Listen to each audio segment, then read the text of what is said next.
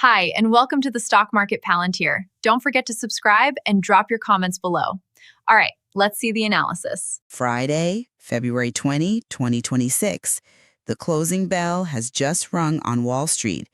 And, well, we need to look at the tape for SoFi Technologies because, frankly, it is ugly. The stock closed at $18.83, down another 2.45% on the session. Volume was significant. We saw just under 35.95 million shares change hands today. But the price action tells a brutal story. We are currently sitting miles below the 52-week high of $32.73. And looking at the technicals, we've just smashed through the 50-day, the 100-day, and the 200-day moving averages. If you are a chartist, this looks totally broken.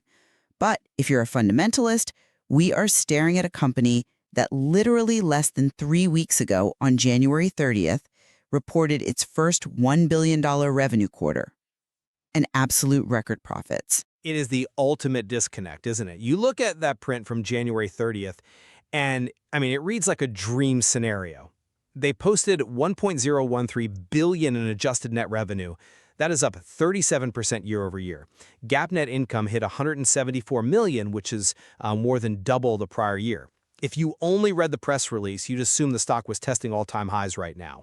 Exactly. Instead, here we are in mid-February, down over 15% since that report hit the wires. It suggests the market is sniffing out something that those headline numbers are obscuring. We are still digesting that massive $1.5 billion capital raise from December. There are lingering regulatory fears, particularly around crypto. And frankly, despite the fintech label you love to apply to this company, this thing is trading exactly like a bank that investors are terrified to own in this specific macro environment. I see the fear. It's palpable in the price action. But my stance today is that this is a classic textbook decoupling of sentiment from reality. We are witnessing a decadal growth thesis playing out in real time, but the market is wearing blinders. SoFi has reached an operational inflection point. The flywheel, what management calls the financial services productivity loop, is finally spinning faster than expenses are growing. To see the stock languishing in the high teens when the business just generated $3.6 billion in full-year revenue is, in my view, a massive dislocation. The market is driving while staring in the rearview mirror at that dilution, while the fundamentals are just screaming forward-looking growth. Well, and hear me out on this. The market is finally applying some basic valuation discipline. You call it a dislocation, I call it a much-needed reality check. We are looking at a stock trading at roughly 32 to 34 times forward 2026 earnings. JP Morgan, right? The fortress, the gold standard of banking, trades at about 15 times. When you demand a multiple that is double the best-in-class incumbent, you have to execute flawlessly.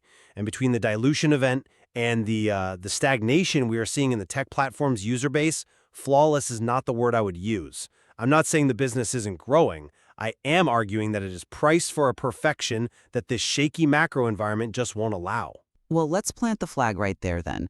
I'm taking the stance that SoFi is the generational winner of the fintech era. And this price action we're seeing today, it's a gift for the patient. And I will take the other side. SoFi is a decent bank, but it's an overhyped technology company, and the risk-reward at these premium multiples is skewed heavily to the downside. All right, let's dig into the valuation argument first, because I really think you are missing the forest for the trees here. You compare them to JP Morgan, but JP Morgan is a mature, low-growth incumbent. You are completely underestimating the sheer velocity of the transition here. This isn't the niche student lender from 2018 anymore. Look at the member growth. We went from 650,000 members in 2018 to 13.7 million as of early 2026. That is exponential adoption, but the raw number of humans isn't even the real insight. The insight is the cross-buying. You mean their ability to sell existing customers more debt? Their ability to solve more financial problems for the exact same person. In Q4 of 2025, 40% of all new products opened were by existing members. That figure is up 7 percentage points year over year.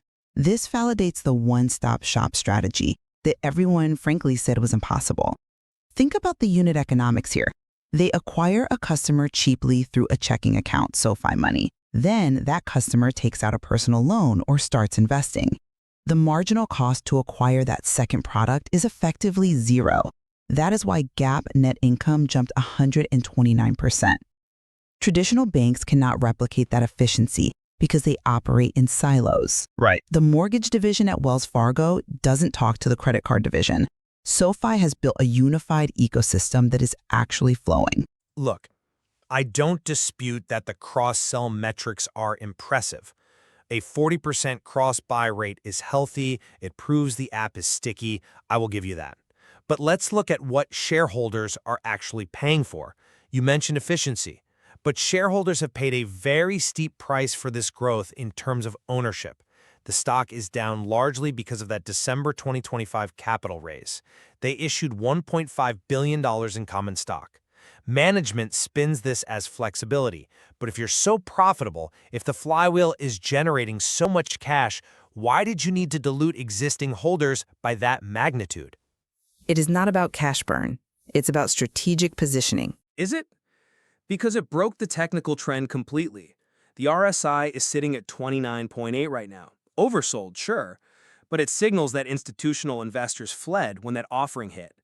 It feels like every single time the stock gets momentum, management rings the register and dilutes the equity. As an investor, why should I trust that my slice of the pie won't just get smaller again next year? That is a very cynical read on what was a strategic necessity. You have to view the capital raise in the context of the Basel III endgame regulations hitting in mid-2025. For those who aren't banking nerds, Basel III basically forces banks to hold more capital against their assets to prevent failures. By raising that $1.5 billion, SoFi pushed its total capital ratio to 22.9%. That is 1,000 basis points, a full 10% above the regulatory minimum. Which is an awful lot of capital sitting idle on the balance sheet, earning a very low return. It's not idle, it's a war chest. This isn't raising cash to keep the lights on. This is building a fortress balance sheet. While competitors like Discover or Capital One are pulling back on lending because they are capital constrained, SoFi can aggressively grow its loan book. That capital creates a safety buffer that justifies a flight to quality. It allows them to play offense while everyone else is playing defense.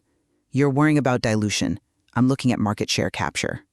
When the dust settles on Basel III, SoFi is going to be the only one running at full speed. Playing offense is great until you trip. And that brings me to the quality of earnings and this persistent tech platform narrative. You want to value this like a tech company, hence the 30+ PE ratio. The narrative has always been that SoFi isn't just a bank, it's the AWS of fintech via its Galileo and Technisys segments. But look at the actual data. In Q4, the number of enabled accounts actually declined by 1% to 157.9 million. They lost a large client. If this is a booming SaaS business, you should not be seeing account shrinkage. If they are losing accounts, the argument that they are a high-growth tech platform weakens significantly. At that point, aren't they just a bank with a really nice app? And if they are just a bank, they should trade at 15x earnings, which would cut the stock price in half from here. I'm glad you brought up the tech platform because the account number is a red herring. It is a noise metric right now. A red herring? It is the user base. That's the lifeblood of a platform business. It is the wrong user-based metric to focus on. Yes, accounts dipped 1% due to a specific client rolling off, but look at the revenue. The technology platform revenue actually grew 19% year over year to $122 million. How do you grow revenue when users drop? Better monetization. They are signing higher quality clients like Southwest Airlines and Wyndham Hotels. These aren't tiny fintech startups that might go bust next week. These are major corporate partners using SoFi's infrastructure for loyalty programs and payments. So they are squeezing more juice out of fewer lemons? That works for a while, but eventually you need more lemons. They are upgrading the lemons. The contribution margin in that segment expanded by 800 basis points to 39%. They are making more money on fewer but higher value accounts. That is SaaS optimization 101. You fire the unprofitable customers and double down on the enterprise clients. And if you look at the total revenue mix, financial services and the tech platform now make up 57% of total revenue. That is $579 million in Q4 alone. They have successfully diversified away from being just a lender. That deserves a premium multiple because it reduces the volatility associated with interest rate cycles. They aren't just betting on interest rates anymore. It reduces volatility in theory, but let's talk about the volatility sitting right there on the balance sheet, the loan portfolio. Lending is still the engine generating $1.8 billion in revenue for the full year 2025, but we are seeing cracks. Personal loan charge-offs ticked up to 2.80% in Q4. That's up from 2.60% in Q3. That is still historically low, especially given the environment. It is trending the wrong way, though. We are in a white-collar economic environment that is looking increasingly shaky. We talk about recessions usually hitting the working class, but this cycle is different. It is targeting high earners. Tech workers, consultants, middle management, these are the exact people SoFi targets. If we hit a recession that specifically targets the 150K plus earner, that 2.80% charge-off rate could spike. You can have all the tech platform revenue you want, but if your lending book blows up because your specific demographic loses their jobs, the stock goes to zero. That is a classic bear argument that sounds prudent, but it just completely ignores the comparative data. The credit performance is actually stellar relative to the industry. You mentioned a 2.80% charge-off rate. Do you know what the industry average for credit cards was in the same period? 4.06%. SoFi is outperforming the broader market by a massive margin. Credit cards are unsecured revolving debt. Personal loans are term loans. It is not perfectly apples to apples. It is close enough to show credit health. And the reason is the high prime borrower thesis. The weighted average FICO of their borrower is 746. The average income is $158,000. These are people with free cash flow. They have buffers, and the ultimate proof is in the institutional demand. In Q4, SoFi sold $4.5 billion worth of personal and home loans to third parties. Think about that. Asset managers, insurance companies, they bought $4.5 billion of this paper. If the credit quality was rotting, institutions wouldn't touch it. There is a flight to quality among loan buyers, and they're flying to SoFi. They're seeing the exact same data we are, and they are voting with their wallets. Institutions are buying, yes, but at what yield? They are chasing yield in a starving market. The demand is there, I grant you that, but the risk remains on the books for the loans SoFi actually holds. But I want to zoom out to the valuation again. Specifically, this 10-year vision you bulls love to cite, the idea that this is a 5x return candidate. To get a 5x return from here, SoFi needs to hit a market cap of roughly $123 billion by 2036. That would make it bigger than Citigroup is today. To justify that, you need to believe they can maintain a 30% revenue compound annual growth rate for years. Do you realize how difficult that is for a financial institution? As you get bigger, the law of large numbers hits. You become the macro. It is difficult, yes, but the math is plausible. Let's just walk for it. To get to $123 billion valuation, assuming a terminal PE of around 19x, which is very reasonable for a tech-enabled bank, they need to hit an EPS of about $3.61 by 2036. The guidance for 2026 is already 60 cents per share. If they achieve their medium-term target of 30 to 40% EPS growth through 2028 and then settle into a mature 15% growth rate, they hit that number. That is a lot of ifs. But there are massive catalysts you aren't accounting for. First, S&P 500 inclusion. There is a 31% probability they get added in Q1 of 2026. That triggers massive automatic buying from index funds. Second, business banking. They are launching that this year in 2026. That opens up the SME, small and medium enterprise market. That is a massive new total addressable market. They aren't just growing the same pie, they're baking entirely new pies. S&P inclusion is a one-time pop, not a business model. You can't value a company on index flows. And regarding business banking, do you know who they are fighting there? That puts them in direct competition with the fiercest regional banks and the behemoths like Chase and Bank of America. It is a crowded, bloody trade. But I also want to point out a risk in your growth assumptions that you're totally glossing over: crypto. You are bullish on the SoFi USD stablecoin and their expansion into blockchain payments. To me, this invites a level of regulatory scrutiny that could derail their bank charter advantages. They are the first national bank to issue a stablecoin on a public blockchain. That puts a target on their back the size of Texas.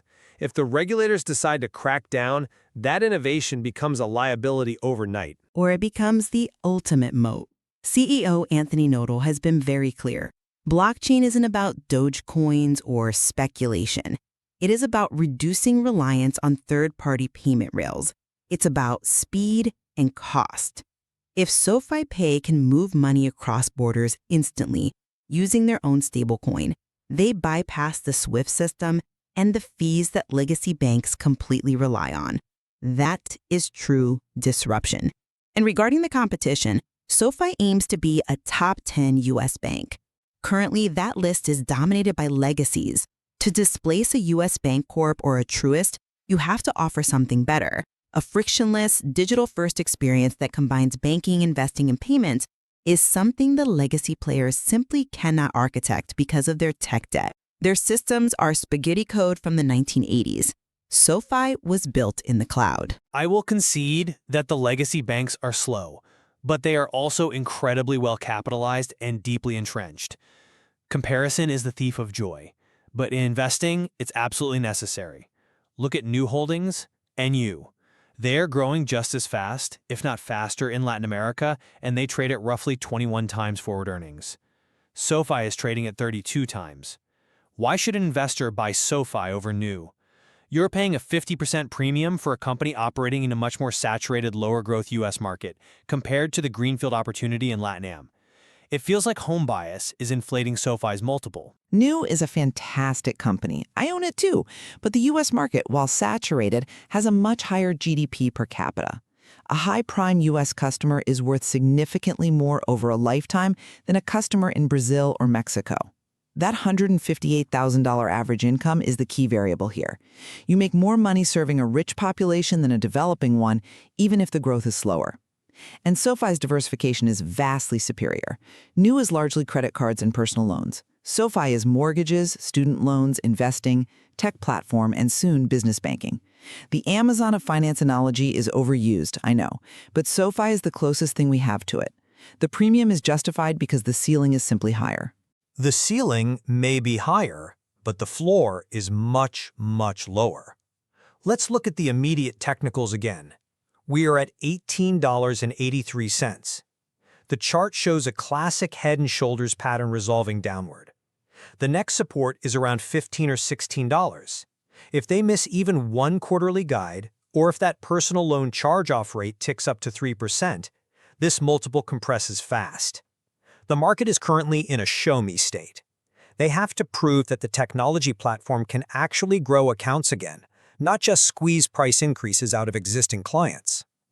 Until I see account growth return in that segment, I view the tech part of the valuation as highly suspect. That is fair. The burden of proof is always on the company. But I look at the guidance, they are projecting $4.655 billion in revenue for 2026. That is 30% growth on top of a record year. They are guiding for 60 cents in EPS. If they hit that, the stock at $18 is an absolute steal. The pullback we are seeing right now, this drop to $18.83, is the entry point that people will look back on in 3 years and say, why didn't I buy? The flight to quality in their loan sales tells me the smart money knows the assets are good. The volatility from the capital raise is temporary. The profitability is permanent. I admire the optimism, truly. The turnaround to profitability has been impressive. I won't deny that. GAAP profitable for 9 consecutive quarters is no small feat. But for me, the stock is in no man's land. Technically, it's broken. Fundamentally, it's expensive. I would advise caution until the volatility from the capital raise fully settles. I need to see the business banking launch actually gain traction before I believe the next leg of this growth story. And I believe the market is too focused on the rear-view mirror of dilution. The productivity loop creates a competitive moat that is only getting wider. When you can offer higher yields on savings because your cost of acquisition is lower, you win the customer. It's simple economics. This isn't just a bank, it is a better business model. Well, we can agree that 2026 is going to be the ultimate proving ground. The business banking launch is the next scorecard. If they stumble there, my bear case gets a lot louder.